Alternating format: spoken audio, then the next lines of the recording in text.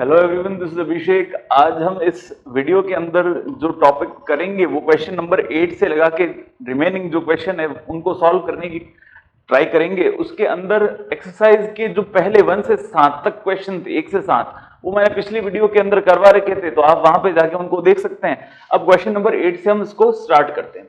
तो पैटर्न वही रखना है। देखिए, सबसे पहले हमको एक रेफरेंस वैल्यू यानी बेस वैल्यू पता पड़नी चाहिए। यहां पर पावर कितनी है? 1/5 यानी 1/5। तो 32.15 के आसपास का ऐसा कौन सा नंबर है जिसकी अगर पावर 1/5 हो, यानी इसकी पावर 1/5 हो, तो उसका आंसर निकलता है। तो हम ऑब्जर्व करते हैं तो मालूम पड़ता है कि 32 की पावर अगर 1/5 हो तो इसका आंसर कितना आता है? 2। ठीक है ना? यानी 2 को अगर 5 बार गुणा करें, 2 × 2 × 2 × 2 × 2, तो कितना आता है? 32। तो इसका 1/5 करेंगे तो आंसर कितना आएगा? 2। तो हमारे पास जो रेफरेंस वैल्यू हो गई वो कितनी हो गई? 32। ये बात अपन को दिमाग के अंदर एक बार फिक्स कर लेनी है। तो हमारी रेफरेंस वैल्यू मिल गई। तो हम क्वेश्चन को कैसे करेंगे? y = x की पावर, यहां पे लिखेंगे 1/5। अब रेफरेंस वैल्यू को लेट करते हैं। x की वैल्यू कितनी लेते हैं? 32। अब इसमें परिवर्तन यानी कितना बदलाव है, ताकि ये क्वेश्चन बन गया तो 0.15 का। तो ये हो गई चेंज या बदलाव जिसको हम कहेंगे। अब क्या करना है? फिर से अगर x के अंदर चेंज किया जाता है, यानी x प्लस डेल x करता हूं मैं, तो मुझे क्या मिलता है? y plus del y। और इसकी पावर कितनी दे रखी है मेरे को? 1/5। ठीक है ना? तो अब यहां से इसको स्टार्ट करते हैं, यानी x के सापेक्ष अवकलन करने पर। तो dy/dx हम फाइंड आउट करते हैं। तो इसकी वैल्यू क्या आएगी? 1/5 x to the power minus का 4/5। तो ये माइनस का 4/5 नीचे जाके क्या बन जाएगा? प्लस का। तो यहां पे आ जाएगा x टू द पावर 4/5। ठीक है ना? अब हमको डेल y की वैल्यू फाइंड आउट करनी पड़ेगी, यानी dy/dx की वैल्यू निकालने के बाद अगला स्टेप हमारे पास क्या होता है? Del y। तो ये लिखेंगे dy/dx इंटू डेल x। ठीक है? तो dy/dx यहां पर इसको स्टार्ट करते हैं। देखिए, dy/dx की वैल्यू यहां पुट करते हैं। dy/dx की वैल्यू कितनी थी? 1/5 x टू द पावर 4/5। तो ये लिखेंगे 1/5 x टू द पावर 4/5। और हमारे पास x की वैल्यू कितनी है? 32। तो यहां पे लिख दिया 32। और इसको डेल्टा x की वैल्यू कितनी है? 0.15। तो यहां पे 0.15 से मल्टीप्लाई करेंगे। ठीक है? तो अब देखिए, 32 की पावर पहले 1/5 करते हैं, यानी 32 की पावर 1/5 करते हैं। तो मैंने पहले बताया कितना आएगा? 2। तो ये क्या होगा? 0.15/5। तो ये इधर आएगा 2। तो 1/5 तो चला गया, इधर क्या बचेगा? 4। तो इसको कैसे लिखेंगे? 0.15/5 और यहां 2 की पावर 4, यानी 2 × 2 × 2 × 2। तो कितना होगा? 2 दूनी 4, 4 दूनी 8, दूनी 16। तो यहां पर हमारे पास आ गया 16। ठीक है ना? अब ये इससे कट होगा तो नीचे क्या आएगा? 2 0 आ जाएंगे। 1 और 2 तो 2 0। ये कितनी बार कट होगा? 3 बार। 5 दिया 15 और नीचे कितना बचा? 1600। ठीक है ना? तो करते हैं अपन इसमें डिवाइड। तो 3/1600। तो सबसे पहले पॉइंट लगाया तो 1 0 आया। अब अभी भी नहीं हो रहा है तो एक और 0 लगा देंगे, तो यहां भी 0 है। अभी भी नंबर छोटा, तो एक और 0 लगा देते हैं, यहां पर 0 आ जाएगा। अब देखिए, ये नंबर हो गया। तो 16 × 16, 16 दूना 32, यानी 2 बार करने पर ये नंबर कैसा हो रहा है? ज्यादा हो रहा है। तो एक बार ही करेंगे, तो यहां पे आएगा 1600। ठीक है? 1600, ये 0, ये 0, इसमें से 4 यहां बचेगा और यहां पे बचेगा 2, यानी 2400। ठीक है? 2400 और 6। ठीक है? तो 1400, 6 और 4 10 का 0, 1400। तो हमारे अब 0.001 हमारे पास है। तो एक स्टेप और करते हैं। पॉइंट लगा हुआ है, यहां पे एक 0 और बना देते हैं। तो यहां से हम इसको स्टार्ट, यहां पर 8 टाइम्स, तो कितना हो जाएगा? 16 8 128 और 00। बस हम पॉइंट के बाद 4 डिजिट सफिशिएंट होते हैं। तो पॉइंट के बाद 4 डिजिट, यानी डेल वाई की जो वैल्यू है वो कितनी आई? 0.0018। तो डेल वाई जो है 0.0018, ये वैल्यू आ गई ये डेल वाई की। ठीक है, तो अब अपन इसके अंदर वैल्यूज को पुट करते हैं। तो y प्लस डेल वाई, देखिए इक्वेशन लिखते हैं y plus del y is equals to x plus del x. x plus del x की वैल्यू यानी इन दोनों को ऐड करेंगे, तो इन दोनों को ऐड करने पर कितनी आएगी 32.15। तो यहां पे लिखेंगे 32.15 की पावर कितना हो गई 1/5। अब y प्लस डेल वाई की वैल्यू, y की वैल्यू हमारे पास कितनी दे रखी है x to the power 1/5। x कितना है हमारे पास 32, इसकी पावर 1/5 प्लस डेल वाई यानी 0.0018। बस अब इसको सॉल्व कर देते हैं, इधर ये की चीज वापस एज इट इज लिख देंगे। तो 32 की पावर 1/5 कितना होगा 2, तो ये तो हो गया 2, प्लस का क्या बना 0.0018। फाइनल आंसर क्या आएगा 2.0018। बस ये हमारा रिक्वायर्ड आंसर है। क्वेश्चन नंबर 9 को हम सॉल्व करते हैं। रूट के अंदर 0.6 दे रखा है, तो अब यहां पर अपन को रेफरेंस वैल्यू यानी बेस वैल्यू निकालने की आवश्यकता है। तो रेफरेंस वैल्यू कैसे निकलेंगी कि भाई 0.6 है, अगर यहां 0.6 के प्लेस में 0.64 होता है यानी 8 8 64, तो जैसे यहां पर अगर होता 0.64 तो इसका क्या आ जाता, अपन अंडर रूट लेते तो 0.8, ठीक है ना। तो ये हमारी बेस वैल्यू हो जाएगी। रेफरेंस वैल्यू जो है वो कितनी हो जाएगी 0.64, ठीक है। तो यहां पे हम लिखते हैं, देखिए सबसे पहले y is equals to root x, अंदर वाले को रूट एक्स ले लेते हैं। अब रेफरेंस वैल्यू हम एज्यूम करते हैं, रेफरेंस वैल्यू कितनी होगी 0.64।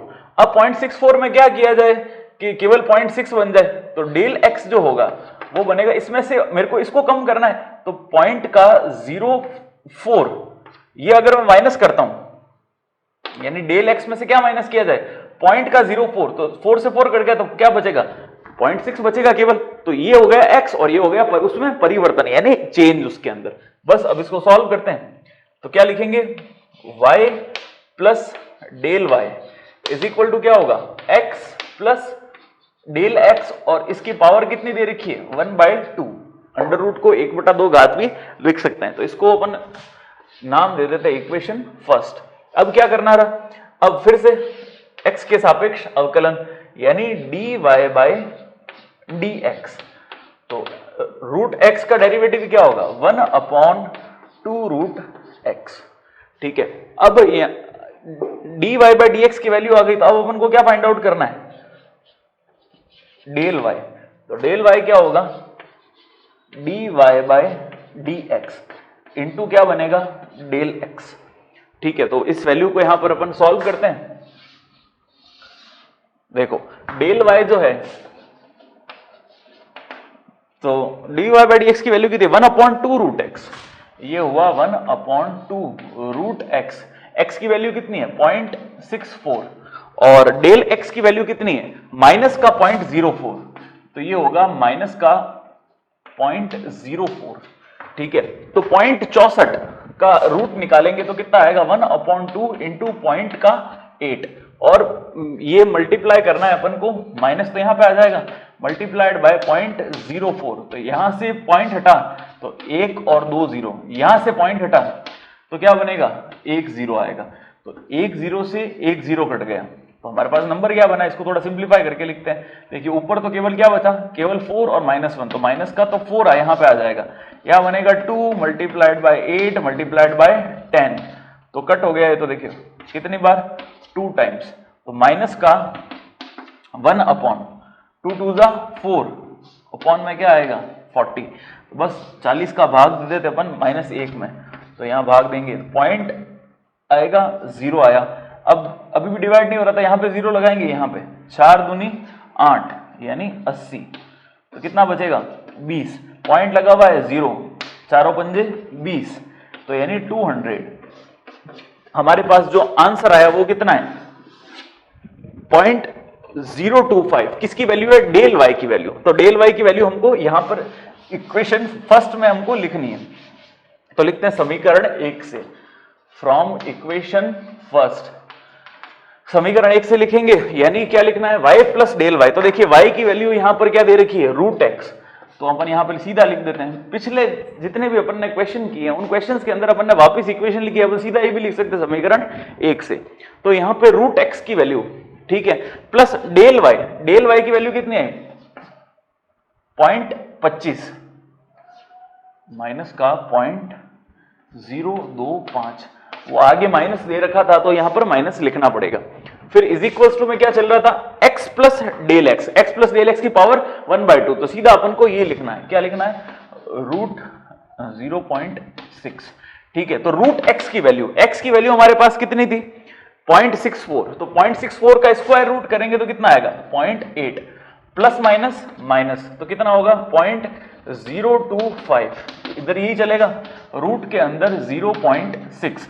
अब इसको सब्ट्रैक्ट कर देते हैं तो हमारा फाइनल आंसर हमको मिल जाएगा, क्या है 0.8 में से हमको क्या सब्ट्रैक्ट करना है 0.025, यहाँ पे 0 यहाँ पे भी 0, इसको सब्ट्रैक्ट करते हैं, 10 में से 5 गए 5, 9 में से 2 गए 7, और 7 ये एज इट इज आ जाएगा यहाँ पे 0.775, ये किसकी वैल्यू होगी रूट का 0.6 की वैल्यू, और ये हमारा फाइनल आंसर होगा।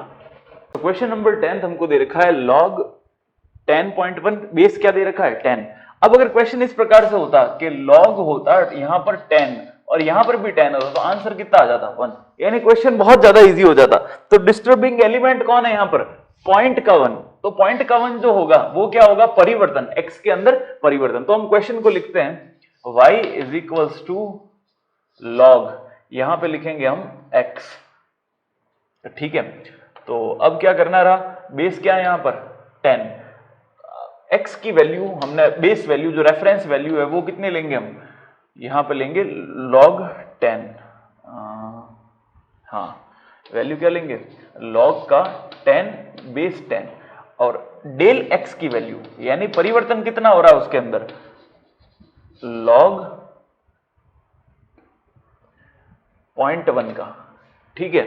तो अब इन दोनों को प्लस करके लिखते हैं, तो कैसे लिखेंगे y plus del y is equal to क्या होगा log of x plus del x।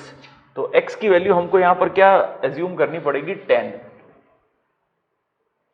x की वैल्यू एज्यूम करनी पड़ेगी 10, और यहां पर डेल x की वैल्यू एज्यूम करनी पड़ेगी पॉइंट का 1, हाँ ठीक है। अब ये क्या हो गया इक्वेशन नंबर फर्स्ट। अब वापस से differentiating with respect to x, यानी dy बाय dx, इसकी वैल्यू हम फाइंड आउट करते हैं। तो log x का क्या होता है 1/x, और साथ में बेस 10 है। अब बेस अपन को किस में कन्वर्ट करना है, बेस e के अंदर कभी भी log 10 का अगर हमको डेरिवेटिव करना पड़ता है तो साथ में एक चीज लिखते हैं log 10, और यहां पर क्या आ जाएगा e, जो कि हमको वैल्यू क्वेश्चन के अंदर गिवन है, ये dy बाय dx की वैल्यू है। अब हमको फाइंड आउट करना है डेल y की वैल्यू, यानी डेल y की वैल्यू किस प्रकार से निकालेंगे dy बाय dx इंटू क्या होगा डेल x, ठीक है। तो वैल्यू पुट करते हैं, dy बाय dx की वैल्यू क्या है 1/x,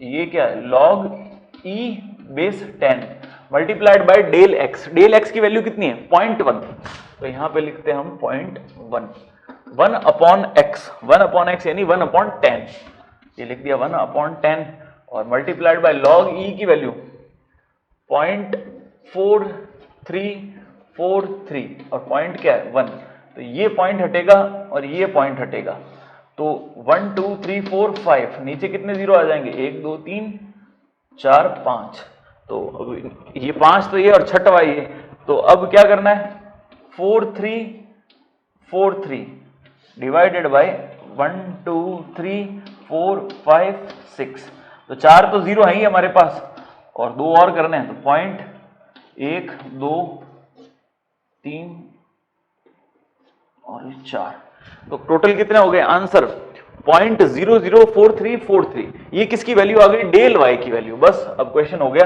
डेल y की वैल्यू आ गई, तो हम वापस पुट कर देते हैं इसको, देखो क्या होगा y प्लस डेल y, यहां लिखेंगे समीकरण 1 से,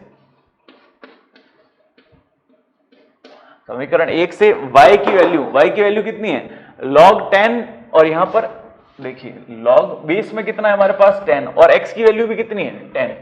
तो ठीक है, ये तो हो गई x की y की वैल्यू। अब डेल y की वैल्यू कितनी है 0.004343 इज इक्वल्स टू, यहां पर क्या आएगा x plus del x, log x plus del x। log x plus del x कितना होगा, वही टर्म वापस से log यहां पे होगा 10.1 और बेस कितना है इसका 10, ठीक है ना। तो log अगर ये बेस और ये नंबर सेम हो तो इसकी वैल्यू कितनी होती है 1, तो यहां पे लिखेंगे 1 प्लस 0.004343 और इधर ये के टर्म एज इट इज आ जाएगी। तो 1 में ऐड करेंगे तो कितना आंसर आएगा 1.0043 और 43, और ये हमारा फाइनल आंसर होगा किसका, इसका।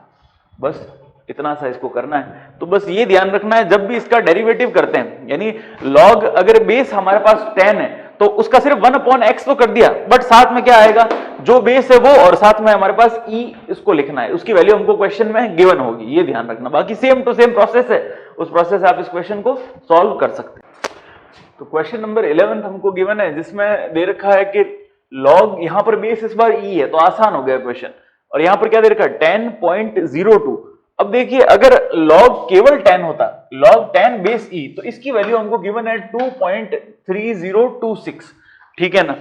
अब साथ में क्या डिस्टर्बिंग एलिमेंट है, यानी परिवर्तन कितना आ रहा है 0.02 का। तो बस सिंपल हो गया ये तो, बहुत question. y is equals to क्या लिखेंगे log ऑफ x।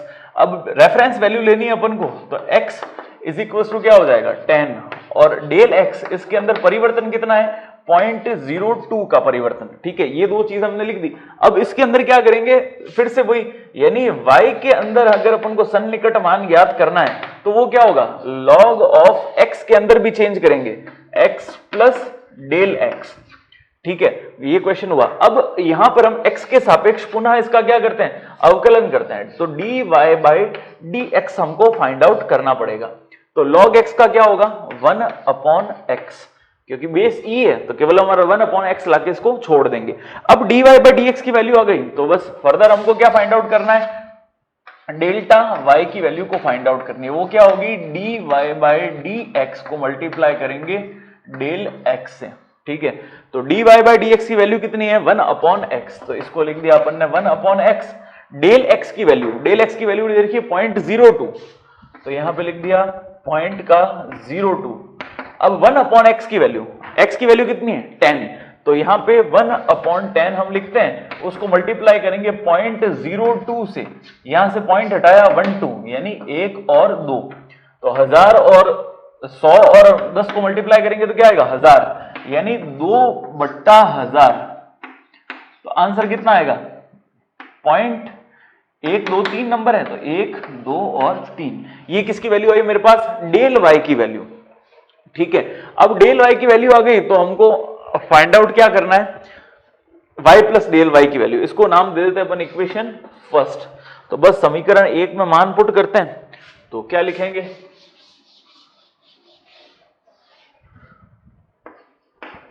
समीकरण 1 से y प्लस डेल y की वैल्यू कितनी है log x base e, log x base e plus del y की वैल्यू कितनी है 0.002 इज इक्वल्स टू, यहां पर क्या आएगा log, और यहां पर है 10.2, यानी x प्लस डेल x की वैल्यू चाहिए, तो x प्लस डेल x की वैल्यू जो क्वेश्चन होता है वही लिखना होता है हमको। इतने क्वेश्चन से कर रहे हैं, मालूम पड़ गया क्या करना है, तो ये क्या लिखेंगे 10.02। बस अब log x base e, x की वैल्यू हमारे पास कितनी है 10, तो यहां पे लिख देते हैं अपन 10, ठीक है। तो log 10 बेस e की वैल्यू कितनी है 2.3026, तो यहां पे लिखेंगे 2.3026 प्लस का 0.002 इज इक्वल्स टू में ये चीज वापस एज इट इज लिखेंगे। अब इसमें सिंपल ऐड कर देते हैं, 2.0 और 3 ऐड किया तो 3, 0 और 0 ऐड किया तो 0, 2 और 2 ऐड किया तो 4, और यहां पर 6, बस हो गया ये। और ये किसकी वैल्यू हो जाएगी इसी की, यानी log 10.02, और ये हमारा फाइनल आंसर होगा। log 10.02 की वैल्यू कितनी आएगी 2.3046। क्वेश्चन नंबर 12 हमको दे रखा है जिसमें y की वैल्यू हमको दे रखी है x² + 4 और x की वैल्यू 3 से 3.1 में परिवर्तित हो रही है, यानी x का जो मान है वो बदलाव हो रहा है। तो y में परिवर्तन का सन्निकट मान यानी अप्रोक्सीमेट वैल्यू फाइंड आउट करनी है। यानी फाइंड आउट क्या करना है अपन को, y + डेल y की वैल्यू को फाइंड आउट करना पड़ेगा।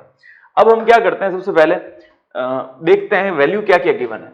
तो x का मान 3 से परिवर्तित हो रहा है, तो x का मान कितना हो गया 3। अब 3 से परिवर्तित होकर कितना बना 3.1, यानी परिवर्तन होने के बाद जो मान मिला यानी x + डेल x, इसका मान कितना हुआ यानी 3.1। पहले था 3 से कहां तक पहुंच गया 3.1, यानी बदलाव कितना हुआ, डेल x की वैल्यू कितनी है 3 में से 3.1 में से 3 को घटाते हैं तो कितना बचता है 0.1, यानी डेल x की वैल्यू हुई हमारे पास 0.1। इतना बात क्लियर हुई। अब हम क्या करेंगे, इसका डेरिवेटिव फाइंड आउट करते हैं फिर से। तो क्या निकालेंगे, dy/dx निकालेंगे तो सिर्फ क्या हो जाएगा 2x। ठीक है, अब 2x वैल्यू हमको मिल गई। अब डेल y की वैल्यू निकालते हैं। डेल y की वैल्यू क्या होगी dy/dx, इसको मल्टीप्लाई करना है डेल x से। तो dy/dx की वैल्यू कितनी है 2x, ये लिखेंगे 2 और यहां पे x multiplied by del x। Del x का मान हमारे पास है 0.1, तो ये लिख दिया 0.1। अब यहां पे सॉल्व करते हैं तो 2x की वैल्यू, x की वैल्यू हमारे पास कितनी है 3, तो यहां पे लिखेंगे 3 2 6 को मल्टीप्लाई करेंगे 0.1 से, तो 6 1 6 यानी 0.6।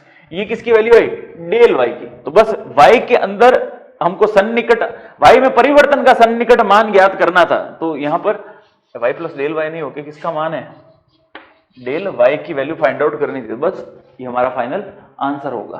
परिवर्तन का सन्निकट मान, तो इसमें थोड़ा सा कंफ्यूजन हो गया था, क्वेश्चन मैंने ढंग से पढ़ा नहीं। परिवर्तन का सन्निकट, परिवर्तन कितना हो रहा है डेल y, यानी सन्निकट उसके पास का मान, तो कितना होगा 0.6। ये हमको थोड़ा सा ध्यान रखेंगे, क्वेश्चन के अंदर क्या पूछा है उसके अकॉर्डिंग उसको सॉल्व।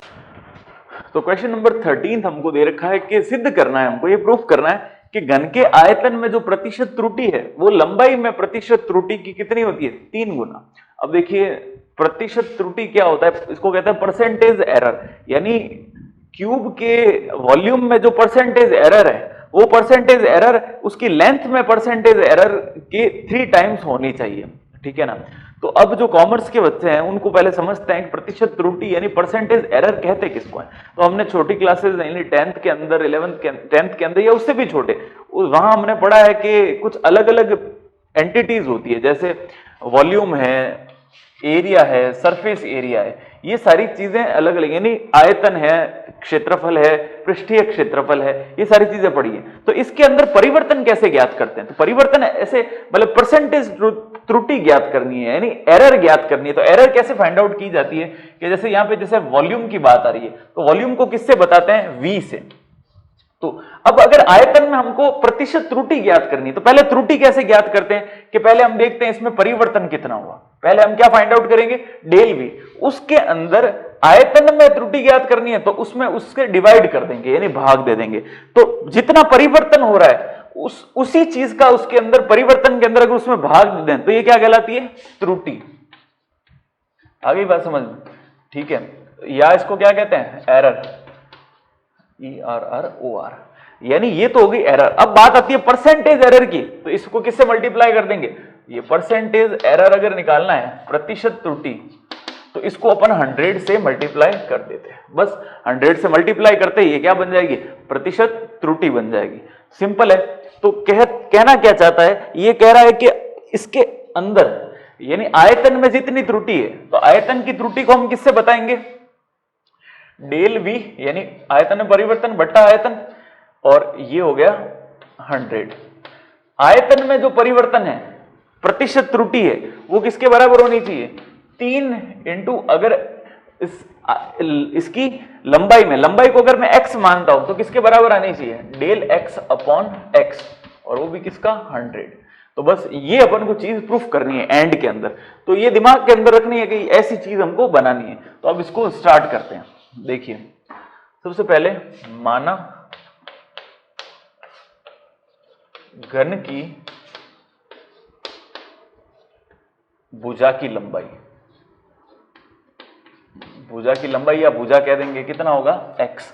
अतः आयतन कितना होगा इसका, आयतन हो जाएगा v इज इक्वल्स टू, यानी क्यूब का वॉल्यूम कितना होता है, v is equals to x cube. तो अब इसका क्या करेंगे, dv by dx find out करेंगे, तो होगा 3x स्क्वायर। ठीक है, अब डेल v हमको फाइंड आउट करना है। अगला स्टेप इसमें क्या होगा, डेल v, क्योंकि अल्टीमेटली हमको क्या चाहिए, डेल v अपॉन v। तो पहले डेल v की वैल्यू फाइंड आउट करते हैं। तो डेल v कैसा आएगा, dy बाय dx को मल्टीप्लाई करेंगे हम डेल x से। तो dy बाय dx कितना है, 3x स्क्वायर। तो यहां पे हमने लिखा 3x स्क्वायर और डेल x को एज इट इज लिखते हैं, ये हो गया डेल x। और यहां पर हमारे पास क्या चल रहा है, डेल v। अब चाहिए क्या था हमको, डेल v अपॉन v। तो दोनों तरफ अपन क्या करते हैं, v से भाग दे देते हैं। तो यहां पे हमने v से डिवाइड कर दिया। अब क्या करना है, देखिए v की वैल्यू कितनी है हमारे पास, एक्स क्यूब। तो यहां पे इसको सॉल्व करते हैं, ये बना डेल v बाय v। यहां पर क्या आएगा, 3x स्क्वायर डेल x, यहां पे आएगा 3x स्क्वायर और मल्टीप्लाई किससे करना है इसको, डेल x से, अपॉन में v की वैल्यू हमारे पास कितनी है, x क्यूब। तो यहां पे हम लिखेंगे x क्यूब। तो x क्यूब के 3 जो है वो इस 2 से कट जाएंगे, तो नीचे केवल क्या बचेगा, x ही बचेगा। तो यहां पे होगा डेल v अपॉन v। यहां पर क्या बचा, 3 डेल x ये वाला, और अपॉन में क्या आ गया, x। अब दोनों तरफ किससे मल्टीप्लाई कर देंगे, 100 से मल्टीप्लाई कर देंगे। तो होगा del v upon v multiplied by 100 is equals to 3 del x upon x multiplied by 100। ठीक है, ये हमने कर दिया। तो ये क्या कहलाता है, del v upon v into 100 क्या कहलाएगा, प्रतिशत त्रुटि, किसमें, आयतन में। तो यहां क्या लिखेंगे, आयतन में प्रतिशत त्रुटि। आयतन में जो प्रतिशत त्रुटि होगी वो किसके बराबर होगी, ये है लंबाई की प्रतिशत त्रुटि। तो यहां पर 3 तो एज इट इज आ जाएगा, ये क्या हो जाएगा, लंबाई की प्रतिशत त्रुटि।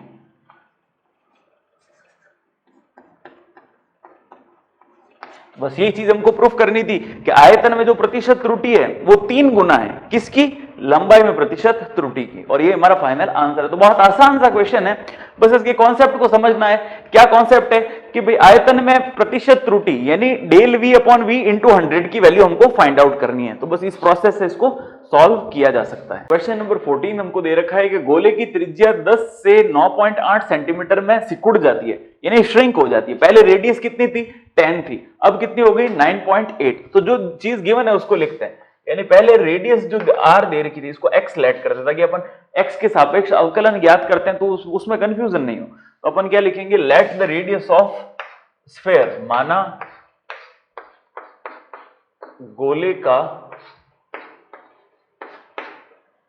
गोले की त्रिज्या, let the radius of sphere is equal to x। ठीक है, तो पहले कितनी थी 10, तो x की वैल्यू कितनी हो गई 10। अब कितनी हो गई, यानी परिवर्तन होने के बाद कितनी हुई 9.8। तो x प्लस डेल x की वैल्यू कितनी आई 9.8। तो पहले x थी, अब ये डेल x यानी चेंज कितना हुआ, तो 10 में से 9.8 को घटाएंगे तो कितना आएगा 0.2, यानी हमारे पास डेल x की जो वैल्यू है वो कितनी मिल गई 0.2। ये तो हमारे पास ये वैल्यू है। अब जो क्वेश्चन में दे रखा है आयतन क्या होता है, we know that volume of sphere यानी 4/3 पाई r क्यूब। r के प्लेस पे हम क्या लिखेंगे x। अब इसका डिफरेंशिएशन करते हैं, differentiation with respect to x, यानी dv बाई dx की वैल्यू फाइंड आउट करेंगे। तो 4/3 तो एज इट इज रहेगा, अब पाई भी एज इट इज कांस्टेंट है, तो पाई भी एज इट इज, यहां पर क्या हो जाएगा 3x स्क्वायर। ठीक है, तो 3 से 3 कैंसल आउट हुआ, तो dv बाई dx की वैल्यू कितनी मिली हमको, यहां पे लिखते हैं dv by dx is equals to 4 pi x square. तो ये आई 4 पाई x स्क्वायर। 4 पाई और एक्स स्क्वायर। ठीक है, तो अब हमको किसमें ज्ञात करना है? आयतन में सन्निकट त्रुटि ज्ञात करनी है। तो आयतन में सन्निकट त्रुटि यानी डेल वाई की वैल्यू को फाइंड आउट करना है। तो डेल वाई की वैल्यू क्या आएगी, सॉरी डेल वी की वैल्यू, तो d y by d x जो है इसको मल्टीप्लाई किससे करेंगे? डेल एक्स से। तो बस इसके अंदर वैल्यूज को पुट करते हैं। तो डेल एक्स की वैल्यू कितनी है? 0.2। D y by d x की वैल्यू है हमारे पास 4 पाई एक्स स्क्वायर। तो यहां पे लिखेंगे 4 इंटू पाई की वैल्यू 22/7 और एक्स स्क्वायर, एक्स की वैल्यू कितनी है? 10। तो यहां पे आ जाएगा 10 का square multiplied by del x. Del x की वैल्यू कितनी है? 0.2। तो ये लिखेंगे हम 0.2। बस सॉल्व करते हैं। 4 इंटू 22/7, ये जो डेल एक्स यानी इसके अंदर चेंज माइनस, यहां थोड़ा एक चीज एक ध्यान रखेंगे, डेफ यहां पर थी 10 से कितनी हो गई? 9.8। तो परिवर्तन कितना हुआ? माइनस के 0.2 का। ठीक है, तो ये माइनस का 0.2 आएगा। यहां पर आंसर जो आएगा वो आएगा माइनस का 0.2। तो इस माइनस को मैं सबसे पहले यहां पे ही एडजस्ट कर देता हूं, माइनस का 0.2। बस अब इसको सॉल्व करते हैं यहां पर इसको। तो ये देखिए 4, इसको एज इट इज रखेंगे क्योंकि मेरे हिसाब से इसका जो आंसर आना चाहिए वो पाई के अंदर ही आएगा, नहीं तो कॉम्प्लिकेटेड हो जाएगा क्योंकि कट कुछ नहीं रहा है, साथ से कोई चीज नहीं कटेगी तो अजीब सा आंसर आएगा। तो इसको हम पाई के रूप में लिखते हैं, फिर आंसर को एक बार चेक कर लेंगे। ये इसको पाई ही लिखते हैं, ये हो गया 100, यानी इसको लिखेंगे 100 और 100 को मल्टीप्लाई करेंगे 0.2 से, ये गया यहाँ पे आएगा 10। 1 0 से 1 0 कट गया, तो 4 दूनी 8, 8 को 10 से किया 80, और आगे किसका सिंबल है? माइनस का। तो माइनस का क्या होगा? 80, और साथ में क्या पड़ा है हमारे पास? पाई। ये हमारे पास आयतन के अंदर परिवर्तन आएगा, और सिंबल किसका है? माइनस का सिंबल है। तो माइनस का सिंबल क्या कहता है? उसके कमी को दर्शाता है, यानी आयतन पहले बढ़ा हुआ होगा फिर कैसा हो जाएगा? कम हो जाएगा। एक बार इसका आंसर चेक कर लेंगे। अगर ये नहीं आता तो पाई की वैल्यू को 22/7 से मल्टीप्लाई करेंगे तो फाइनल आंसर आएगा। आंसर के अकॉर्डिंग हम चेक कर लेंगे। मेरे हिसाब से इसका परफेक्ट आंसर यही होना चाहिए।